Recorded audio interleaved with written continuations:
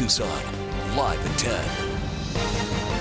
The Pima County Republican Party says the Pima County Board of Supervisors is deliberately not allowing the county's Election Integrity Commission to meet and hammer out vital details for the August primary election. The chairman of the board, though, says the GOP is just making a big deal about nothing. News 4 Tucson's Eric Fink has our story.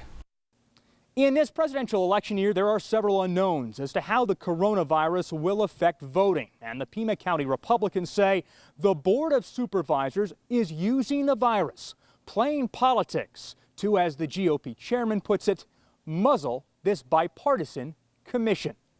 Pima County Republican Party Chairman David Eppiheimer calling out the Democratic-led Board of Supervisors, saying the board is not allowing the county's Election Integrity Commission to get together via video conference and talk about election details, including whether we'll see all vote by mail, how many polling places will there be, and how will these polling places practice social distancing. It's just a smokescreen.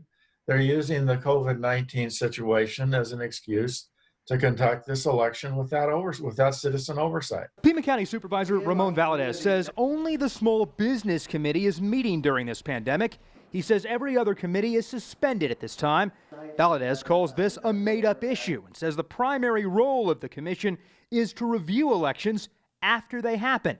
And he ensures this summer's primary and the November general election will be secure and fair. Unless the GOP plans not to be an observer at the elections department when the security checks are done, when the ballots are checked, when the counting is done, this really isn't an issue. Eppiheimer argues this commission is essential and needs to get back to work to make sure these consequential elections are transparent. They're going to be printing ballots here soon. I'm not saying that there's going to be a problem with those ballots, but normally the EIC would at least see them and would have discussions about what they might look like.